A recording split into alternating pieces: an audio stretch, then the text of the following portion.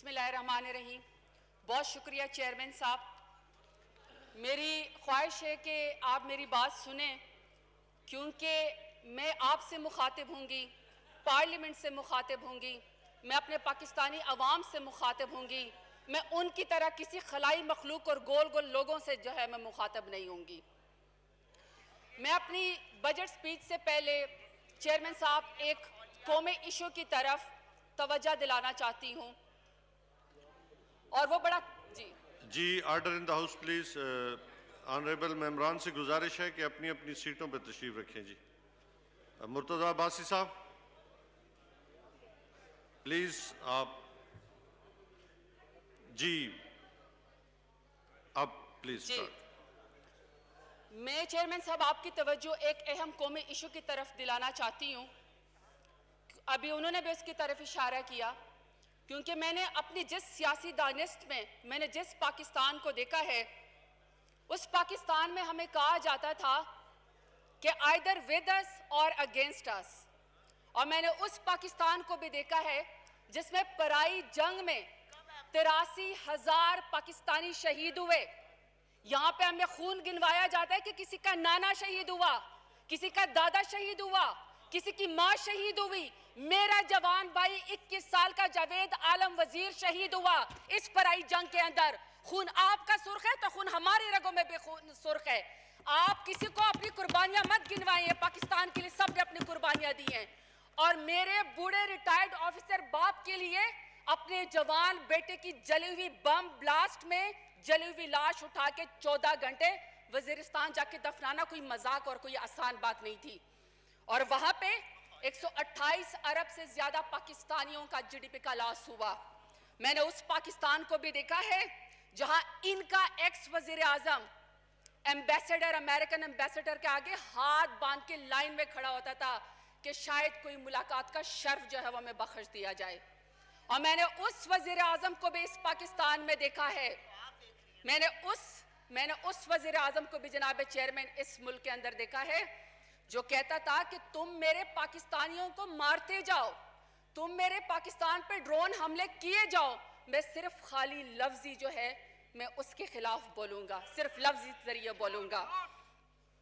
اور میں نے آج کا پاکستان بھی دیکھا ہے. جناب چیئرمین, مجھے فخر ہے کہ میں اس پرائم منسٹر عمران خان کی جماعت کا حصہ ہوں جس نے 9 سال پہلے وانا میں کھڑے ہو کے ڈرون اٹیکس کے خلاف جو ریلی نکالی وہاں پہ کھڑے ہو کے کہا تھا کہ میں کسی پرائی جنگ کا حصہ نہیں بنوں گا, ہم کرائے کے قاتل نہیں بنیں گے. مجھے اس کا بھی فخر ہے اپنے پرائم منسٹر عمران خان کا کہ جب انہوں نے پلوامہ اٹیک کے بعد کہا تھا ہندوستان کی آنکھوں میں آنکھیں ڈال کے کہ اگر تم خدا نخواستہ پاکستان کی سرزمین پہ حملہ کرو گے تو میرے پاس اور کوئی آپشن نہیں سوائے لا الہ الا اللہ کے. مجھے اس بات کے اوپر بھی ضرور فخر ہونا چاہیے کہ جب سی آئی اے کا ڈائریکٹر آتا ہے اور پرائم منسٹر سے ملنے کی کوشش کرتا ہے, جدھر ان کا وزیر اعظم ہاتھ باندھ کے امریکن ایمبیسڈر کے آگے کھڑا ہوتا تھا ملاقات کے لیے, وہاں میرا پرائم منسٹر کہتا ہے کہ میں اپنے ہم منصب سے بات کروں گا اور تم اپنے ہم منصب سے بات کرو. مجھے ضرور فخر ہے کہ جب فورن ایجنسی کا اینکر ان سے سوال کرتا ہے کہ کیا تم اپنی سرزمین کو افغانستان کے خلاف استعمال کرنے دو گے, کیا تم اپنے اڈے سی آئی اے کو دو گے افغانستان کے خلاف, تو میرا پرائم منسٹر کہتا ہے کہ ڈیفینیٹلی ناٹ. یہ ہے وہ پاکستان چیئرمین صاحب, یہ ہے وہ پاکستان جس کا وعدہ اور جس کا خواب ہم نے 26 سال پہلے اپنے پاکستانیوں کو دکھایا تھا کہ اب ہم سر اٹھا کے چلیں گے, سر جھکا کے نہیں چلیں گے. اور اب سر اٹھا کے چلنے کا ٹائم ہو گیا کیونکہ یہ پرائم منسٹر عمران خان کی حکومت اور لیڈرشپ ہے. اور مجھے خوشی ہے کہ جس سے بھی اپنے حلقے میں ملو وہ کہتا ہے خدا کی قسم پہلی دفعہ اپنے پاکستانی ہونے پہ فخر محسوس ہو رہا ہے, گرین پاسپورٹ کی پہلی دفعہ عزت ہوئی ہے.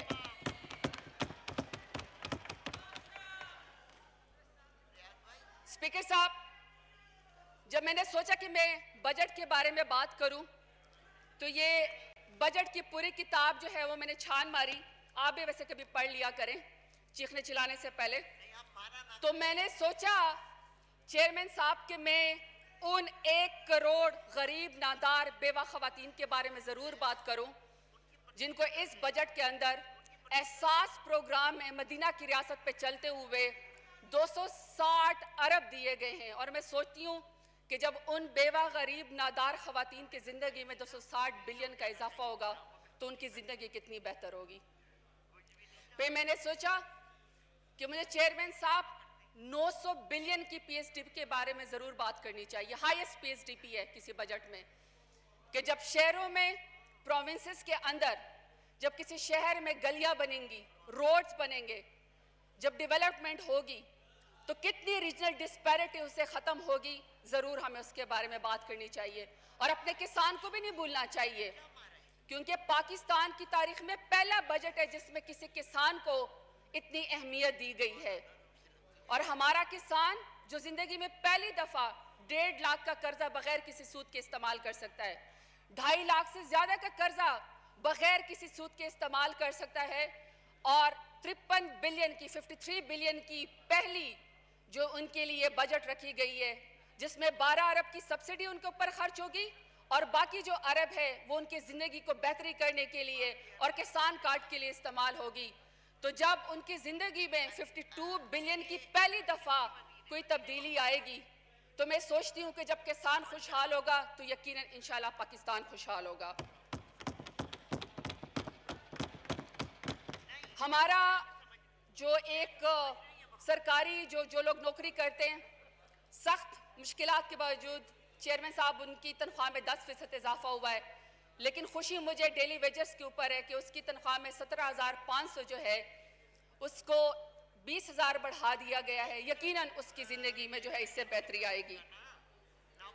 स्पीकर साहब, 10 करोड़ पाकिस्तानियों के बारे में भी हमें ज़रूर बात करनी चाहिए, क्योंकि इस दफ़ा इस बजट के अंदर उनको 10 अरब डॉलर की रकम से जो है वो वैक्सीनेट किया जाएगा। तो यकीनन जो पाकिस्तान की हुकूमत उनको वैक्सीनेट जो है बग़ैर किसी पैसे के कर रही है, तो यकीनन उनकी ज़िंदगी और हेल्थ जो है वो ज़रूर बेहतर होगी। स्पीकर साहब, अगर मैं अपनी स्पीच के अंदर मौसमियाती तब्दीली का जिक्र ना करूं तो यकीनन ये ज़्यादती होगी।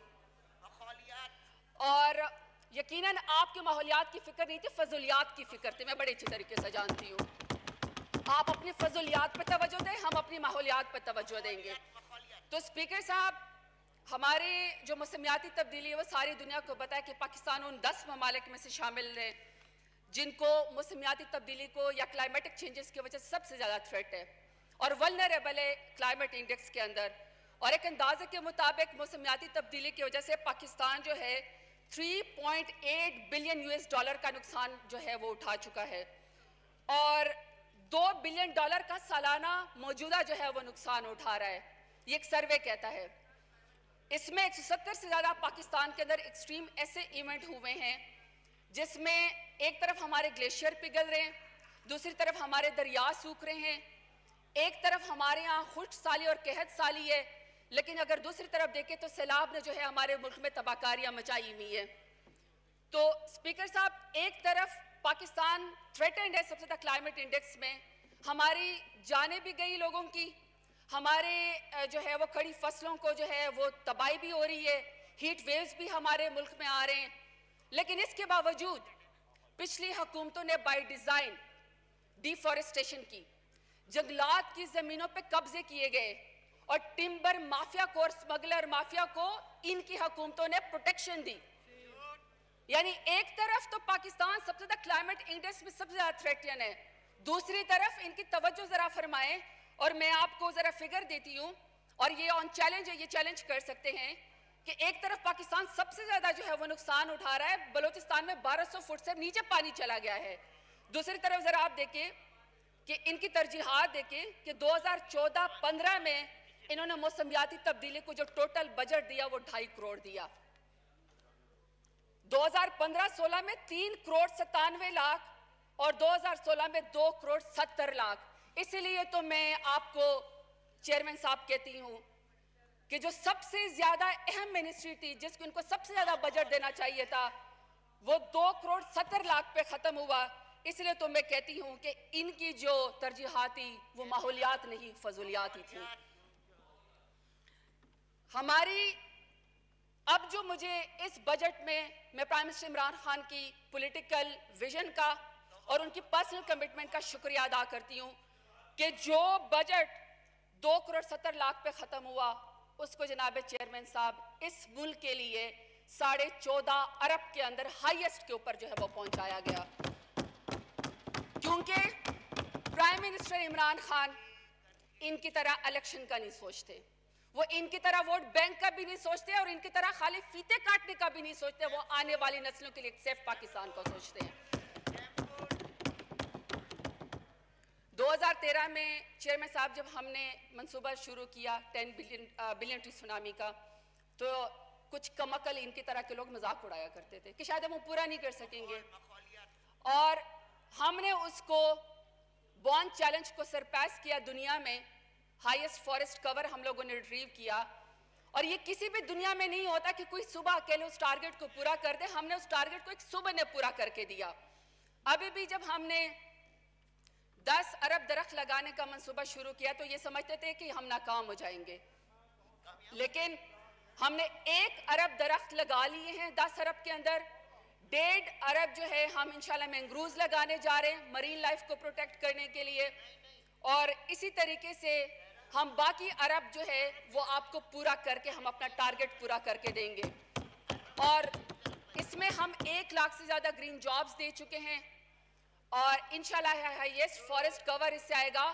اور اس کی جو اکنالجمنٹ ہے وہ چیئرمین صاحب جو ورلڈ انوائرمنٹ ڈے کی جو کانفرنس تھی یو این ایف کی طرف سے, یونائٹڈ نیشنز کی طرف سے, یہ ہماری بہت بڑے اعزاز کی بات ہے کہ پاکستان کی اس کمٹمنٹ کو, Pakistan as a green ambassador, Pakistan کے وقار میں اضافہ بھی ہوا اور ہمیں اجلاس کی میزبانی بھی دی گئی, اور پرائم منسٹر عمران خان کو صدارت کا بھی جو ہے وہ شرف حاصل ہوا. لیکن جناب چیئرمین صاحب, یہاں تک ابھی 14.5 ارب پہ ہمارا جو ہائیسٹ بجٹ گیا, یا ہم جو 10 بلین ٹری سونامی لگانے جا رہے ہیں, یا پھر ہم نے کلین گرین پاکستان شروع کیا, ای ویہیکل پالیسی شروع کی, ریچارج پاکستان شروع کیا, کلائمیٹ سمارٹ ایگریکلچر شروع کیا, پلاسٹک بیگز بین شروع کیا. اس کے باوجود بھی 90 ارب آنے والے 10 ڈیموں کے لیے اس بجٹ کے اندر رکھے گئے ہیں. اور آپ چیئرمین صاحب اندازہ لگائے کہ جو لوگ میری طرح حلقوں سے الیکشن جیت کے آتے ہیں ان کو پتہ ہے کہ اگر ہمارے حلقوں میں 90 ارب کے جو ہے وہ فنڈ لگا دیے جائیں تو ہم کتنی ڈیولپمنٹ کے ساتھ کتنی جو ہے وہ سیٹیں جو ہیں ہم الیکشن کے اندر جیت سکتے ہیں. لیکن پرائم منسٹر عمران خان چونکہ آنے والی نسلوں کا سوچتے ہیں, وہ الیکشن کا نہیں سوچتے, ان کا ویژن ڈیفرنٹ ہے, وہ فوڈ سیکیورٹی کا سوچتے ہیں. انہوں نے سوچا کہ کتنے لاکھوں ایکڑ زمین سیراب ہوگی, کتنا ہمارا کسان خوشحال ہوگا, کتنے اس سے جو ہے فوڈ سیکیورٹی بہتر ہوگی. اور یقین کریں چیئرمین صاحب, یہ ڈیسیجن جو ہے یہ کوئی سیاستدان نہیں کر سکتا, یہ یقیناً جو ہے ایک بہادر لیڈر کر سکتا ہے, اور وہ پرائم منسٹر عمران خان ہے. میرا خیال ہے چیئرمین صاحب زیادتی ہوگی اگر میں, چیئرمین صاحب میرا اتنا تو حق ہے, آخر الیکشن جیت کے آئی ہوں اور ان کے اویس لغاری کو ان کے میدان میں ہرا کے آئی ہوں, اتنا تو میرا حق ہے. اگر میں عثمان بزدار صاحب کی کارکردگی کا ذکر نہ کروں, کیونکہ ان کو تو 13 سال سے پی ایم ایل این کی طرح ان کو تو کسی نے سندھ حکومت کو این آر او تو نہیں دیا ہوا نا, وہ تو ہر روز کٹہرے میں کھڑے ہوتے ہیں, وہ تو ہر روز جواب دیتے ہیں. بڑا خوبصورت بجٹ انہوں نے پیش کیا جس میں ایجوکیشن کو اور ہیلتھ کو جو ہے وہ پرائیورٹی دی گئی. میں بہت خوشی کا بھی اظہار کرتی ہوں اور میں ان کا شکریہ بھی ادا کرتی ہوں کہ اسپیکر صاحب کی جہاں سے میں الیکشن لڑ کے آئی ڈیرہ غازی خان سے, وہ فیوڈلز کا علاقہ ہے, وہ جاگیرداروں کا وڈیروں کا علاقہ ہے, ان کے کلینز بنے ہوئے ہیں, یا تو ایک کلین جیتتا ہے یا پھر دوسری برادری جیتتی ہے, تیسرا بندہ وہاں پہ چڑیا پر بھی نہیں مار سکتی ہے. لیکن ڈیرہ غازی خان کے لوگوں نے دھیرا نے مجھے کہا, اپنی بیٹی کہا, اور انہوں نے مجھے ووٹ دیا اور مجھے 80,000 سے زیادہ ووٹ سے جتوایا. میں نے ان سے وعدہ کیا تھا کہ ہم ان کا بدماشی میں مقابلہ نہیں کر سکتے, ہم ان کا بدتمیزی میں مقابلہ نہیں کر سکتے, ہم ان کا گالی گلوچ میں مقابلہ نہیں کر سکتے, ہم ان کی کرپشن میں ان کا مقابلہ نہیں کر سکتے ہیں. ہم صرف ایک چیز میں کر سکتے ہیں کہ اگر ہاؤس ان آرڈر کریں اسپیکر صاحب. تمام آنریبل ممبران سے گزارش ہے کہ order in the house please. آپ حوصلے سے سنیں, آپ اپنی باری پہ بات کر لیں, یہ اپنی باری پہ بات کریں. آپ جی آپ اپنی تقریر جاری رکھیں. جی اسپیکر صاحب, میں نے وعدہ کیا تھا اپنے ڈیرہ غازی خان کی بچیوں سے کہ آپ صرف مقابلہ ایک ہی چیز میں کر ممبران سکتے سے ہیں. گزارش ہے حوصلے سے سنیں پلیز, سائلنٹ پلیز. کوئی بات نہیں ہے چیئرمین صاحب, پہلی دفعہ ان سے کرسی چھینی, آگ تو لگے گی نا ان کو, کوئی بات نہیں ہے. تو ہم نے ڈیرہ غازی خان کی بچیوں سے وعدہ کیا کہ کوئی جو ویمن امپاورمنٹ ہے وہ تعلیم کے بغیر مکمل نہیں ہو سکتی ہے, اور وہاں پہ خواتین پڑھنا چاہتی ہیں, بچے یونیورسٹی کے لیول پہ آنا چاہتی ہیں, لیکن کوئی ایجوکیشن اور سخت پردہ سسٹم کی وجہ سے وہ اپنی تعلیم یا ماسٹر ڈگری مکمل نہیں کر پاتی. تو ان سے وعدہ کیا تھا کہ بچوں کی تعلیم کے لیے ضرور انشاءاللہ جو ہے آپ کا ساتھ دیں گے. اس پنجاب کے بجٹ میں ڈیرہ غازی خان ڈویژن کی پہلی ویمن یونیورسٹی جو ہے وہ میرے ڈائریکٹیو پہ سی ایم صاحب نے میرے پروپوزل کو ایکسیپٹ کیا ہے, اس کو اے ڈی پی میں اس کا بجٹ بھی ایلوکیشن کر دی ہے. میں سمجھتی ہوں کہ یہ میرے لیے فخر کا مقام ہے کہ کوئی بچی جو ہے جب وہ آگے بڑھ آئے گی, کسی پارلیمنٹ کا حصہ بنے گی, آپ بے شک مادر ملت کا نام لیں, مادر ملت کا ہم مقابلہ کر ہی نہیں سکتے, بلکہ مادر ملت کی ویژن کی وجہ سے جب وہ قائد اعظم رحمت اللہ علیہ کے شانہ بشانہ چلا کرتی تھی, تو اس کی وجہ سے آج کوئی خاتون یہاں پہ کھڑے ہو کے اپنے حق کی آواز بلند کر سکتی ہے. لیکن مادر ملت کے ساتھ جو کیا وہ آپ کے یہاں پہ ایکس منسٹر اور ان کے والد صاحب جواب دیں جو انہوں نے مادر ملت کے ساتھ کیا. آخری بات, یہاں پہ آپ ہر بچے کی آواز اٹھائیں, آپ کو حق ہے کہ کسی خاتون کے لیے آواز اٹھائیں, کیونکہ ہمارے لیے تمام بچیاں ہماری بیٹیاں ہیں. کوئی خاتون عزت کے ساتھ, گریس کے ساتھ اپنی کسی بھی پولیٹیکل فیلڈ میں یا کسی فیلڈ میں آگے بڑھنا چاہتی ہے, اس کو حق ہے. مگر یہ کوئی طریقہ نہیں ہے کہ آپ کی بیٹی پتھراؤ کرے, آپ کی بیٹی نیب کی کورٹس کو گالیاں دے اور آپ عورت کارڈ استعمال کریں. یہاں پہ کسی کی بیٹی کھڑے ہو کے جب جواب دے تو آپ کو یاد آ جاتا ہے کہ جی ہم نے تو خاتون کارڈ کھیلا ہے. آپ کے ٹیلی فون کال کی ذریعے ایک لیڈر بننے والی خاتون میں جرت ہے تو ہماری طرح الیکشن لڑ کے دکھائے. کونسلر کا الیکشن تو آج تک لڑا نہیں ہے, آج تک ایک ووٹ تو لیا نہیں ہے. پورٹ فولیو پر دیکھو تو پاناما کی کرپشن سے لے کر جواب دیکھو تو قطری خط نکل آتا ہے. وہ بھی نہیں نکلا, وہ بھی گواہی دینے نہیں آیا. یہاں پہ خواتین کو کسی کے آنکھ کے اوپر حملہ, کیونکہ ہماری طرف خواب نہیں دیکھ سکتے ہو, کسی کی زبان کاٹنا چاہتے ہو, اور آپ جس کے ترجمان بنے ہوئے تھے, آپ کو مبارک ہو, کیونکہ جس کا نظریہ ختم ہو جاتا ہے, جس کا لیڈر بگوڑا بن کے باہر لندن بھاگ جاتا ہے, 3 دفعہ کا وزیر اعظم, کیا کہتے ہیں میں 4تھی دفعہ بھی وزیر اعظم بن جاؤں, لیکن اوورسیز پاکستانیوں کو, چیئرمین صاحب آخری بات, لیکن یہ اوورسیز پاکستانیوں کو ان کے ووٹ کا حق نہیں دینا چاہتے.